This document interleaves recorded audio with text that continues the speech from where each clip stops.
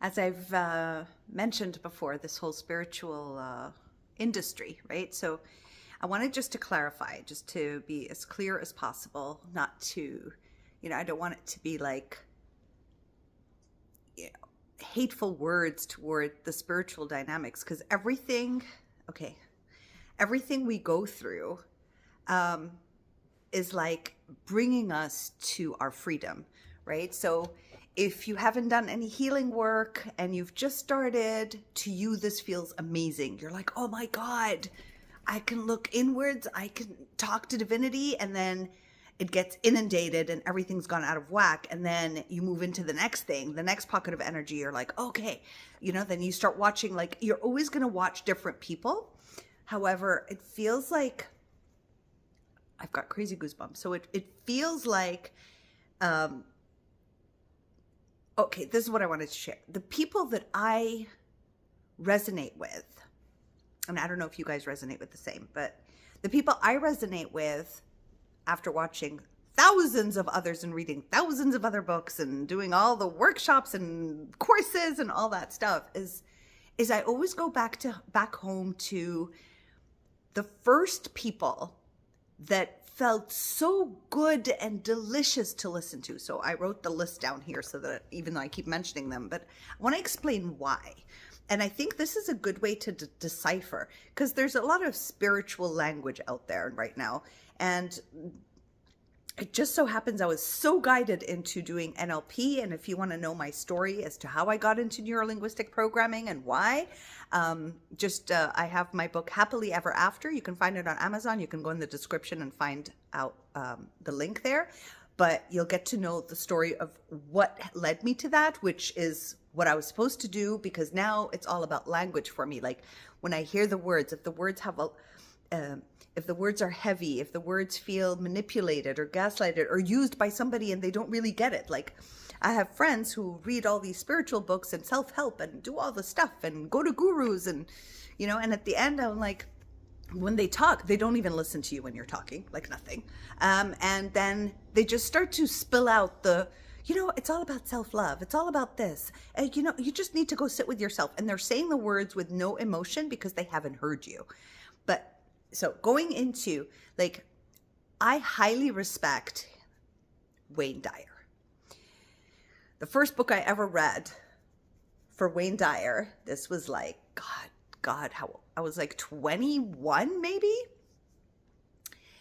And it shifted so much. I was like, what is this lovely being? And I love what Wayne Dyer is saying, because he's talking about the ego and what to do with the ego and, how to trust yourself. So basically he's somebody, for me personally, like sometimes it comforts me to hear him. Like I put him on YouTube at night and I just hear Wayne Dyer. It feels safe for me. Even though now there are AIs that sound like Wayne Dyer, but you can tell the difference. You can feel if this is really the authentic Wayne Dyer audio, or is it an AI taking his voice and tweaking some words around, because some of those AIs you can't really, you can tell the difference. You're like, well, it doesn't resonate as truth, right? And Wayne Dyer usually for me resonates as truth. So when I hear those AIs, so Wayne Dyer, to explain a little bit why Wayne Dyer is special for me, may not be special for you, but it's like I felt this deep need to share the people I respect and listen to, and I don't feel they're pulling on my energy, and I don't feel they're trying to manipulate me, and I don't feel that they're trying to do anything other than truly offer their wisdom. And I don't think there's anything wrong with anyone taking any money for any of the stuff they do, because, writing books or giving courses, of course you got, like this is how we exchange energies today. So I don't find a problem with it. My problem is, who are you giving that to, and can you trust that person? So the next person I love, and I read one of the comments, they hate Abraham Hicks, but I love Abraham Hicks. So Abraham Hicks is basically the name of the person that Esther Hicks channels. She channels somebody called Abraham Hicks, and I've been hearing Esther for God knows how long, maybe 20 years.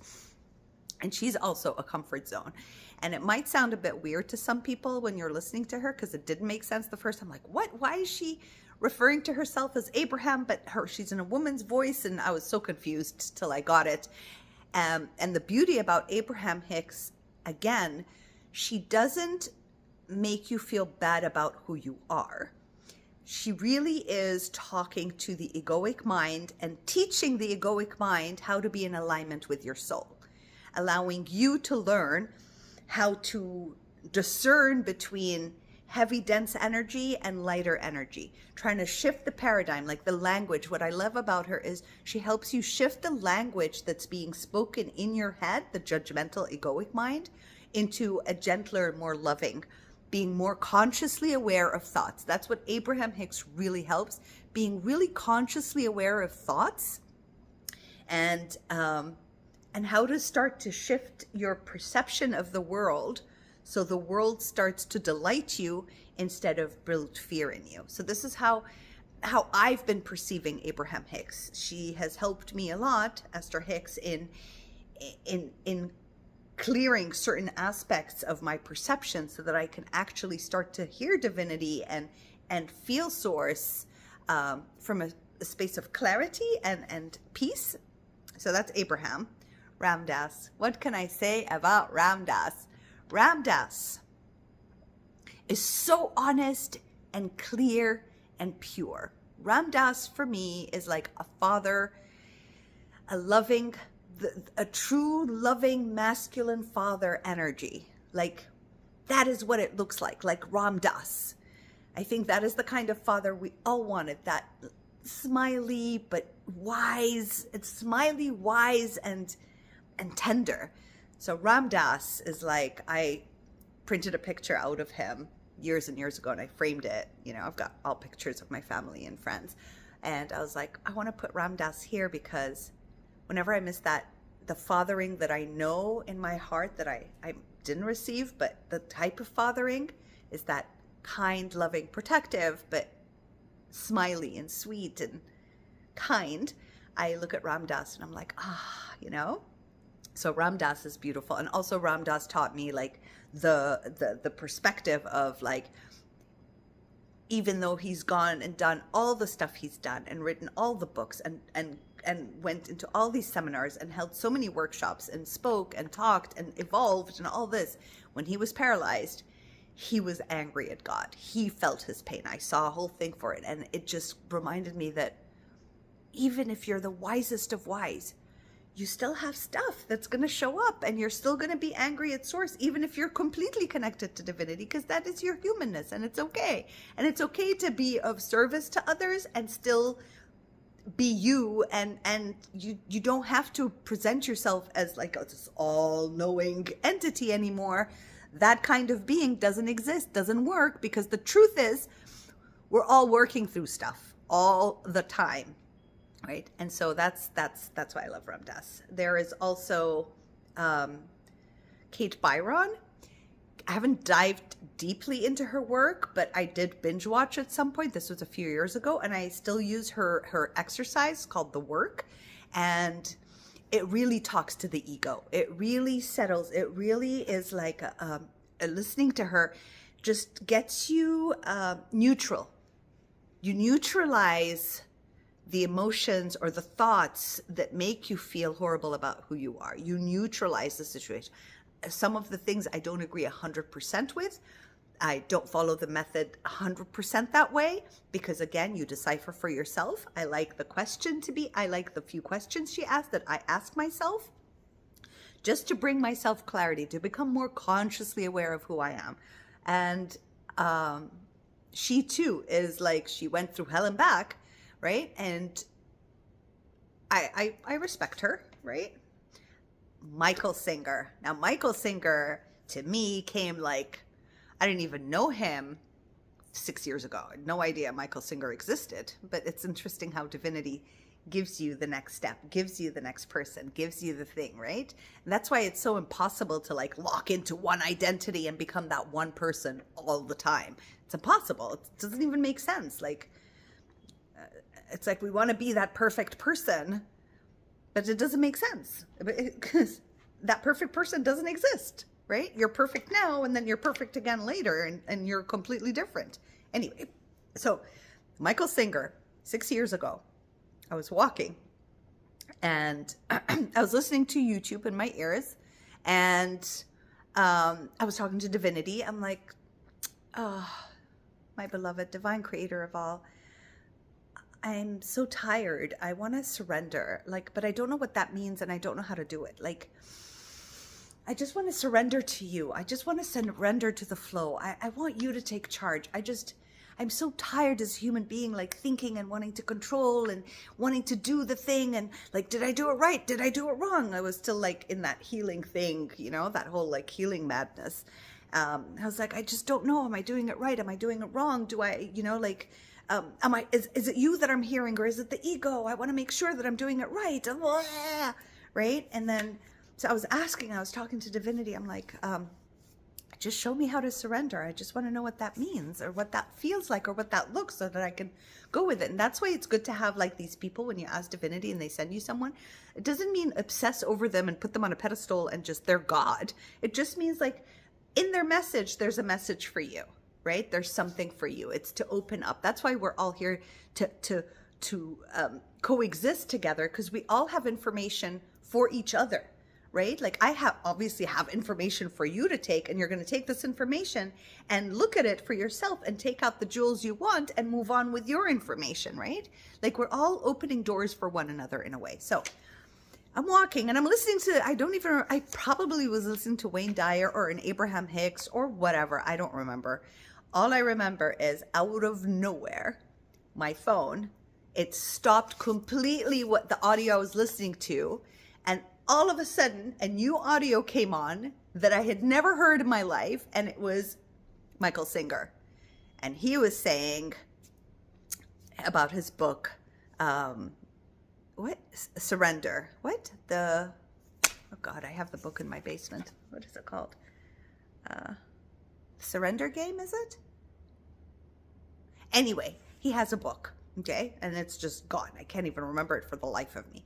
And he was talking about his book, how he surrendered, what surrendering looks like, what his experience was, his whole entire life journey. And I was, you know, when you hear something that you can't stop, it was like my body was thirsty to understand this. And I was trying to understand it. And I was taking in, and I went and I got the book and I read the book. So I heard the thing and I read the book.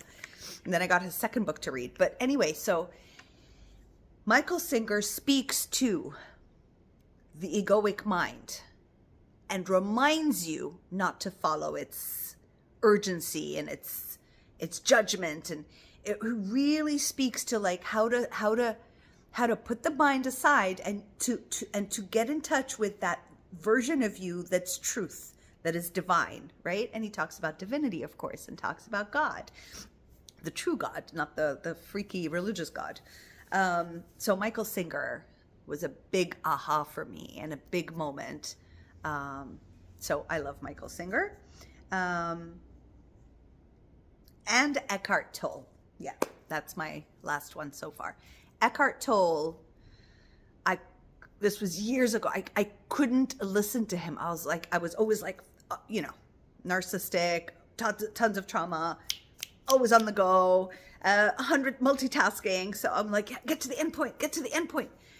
But in time, as I started to grow more into myself and not be in a state of emergency all the time, I resonated with Eckhart Tolle. Like, I liked his book, which I didn't fully read, but I liked hearing him at some point because his energy was very relaxing. It would get me to a place of that peace, like in the now, which is what he speaks about. But his tone and the way he speaks is very in the now. He's in no emergency state. There's no one running after him to get the information out. There's nothing happening. He's just like present, laughing at his own jokes, saying the thing, doing the thing, doesn't judge anyone or anything at all, and he talks about the egoic mind again, right? He's not going into like anything like talk to your guides, talk to your angels, talk to this, talk to that, whatever. Like I have, after this video, I'm recording another one about that. But it's like, so these are why, because I had to sit with myself and say, why do these people resonate with me? It's because they talk about coming back home to self.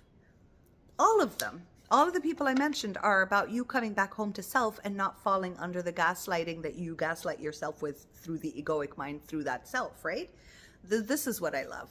I also love a lot being here with your, within the pockets of energies within you, and being kind to these pockets of energies within you. That's a whole other paradigm. That one just came through. I was watching Kyle Cease like years ago, and I liked how he allowed that, and then I stopped. I couldn't resonate with him anymore. It just, you know, and I'm sure he's a lovely man, but it was just my path to, I don't want to say anything bad about anybody. You know, he's lovely, but he's just not for me anymore. I'm somewhere else, not above or below. I'm just somewhere else energetically. So, but I took that. So it's like you take the bits of information that resonate with you and you release the rest, because not everyone has everything, right? But we're all here to enjoy other people's insights and information and not take it too seriously. That's another very important aspect. Don't take everything so seriously. Don't take all this too seriously. Yeah. So anyway, this was this video because I really wanted to share my list of people, and I'd love to hear your list of people. Like, and why did you choose these people? Why do you feel comfortable with these specific people? Like, that would be really cool, because I don't mind adding more people into my library of wisdomous. You know, I like hearing truth. When truth comes out, just the lies, I can feel the deception or the lies, or like somebody's not saying the thing, you know, I can hear like they're not saying the thing. Don't deceive me. Like, say truth. Like, I'm not going to judge you for it. Actually, I'm going to highly respect you for telling me the truth, even if your truth is completely opposite to what I like to hear or I believe in, but at least you're telling me the truth so that I don't have to go into my empathetic nature and start to be like, why are they deceiving me? I'm hearing something else and I'm seeing something else, and they're saying the thing, but they're the thing. Maybe they don't know. Maybe they're unaware, whatever. It's too much effort. So just say the thing. I disagree. Fine. But at least it gives me the freedom to disagree or agree for myself, and highly respect the person for being truthful and honest about why they're doing or why they're saying what they're saying. Anywho, so I love you so much. We have a Buy Me a Coffee account, which we are calling A Cup of Love. If you want to support our channel, and if anything of this video resonates, or any of the videos resonate, and you feel like you feel better, yeah, go to, everything's in the description. If you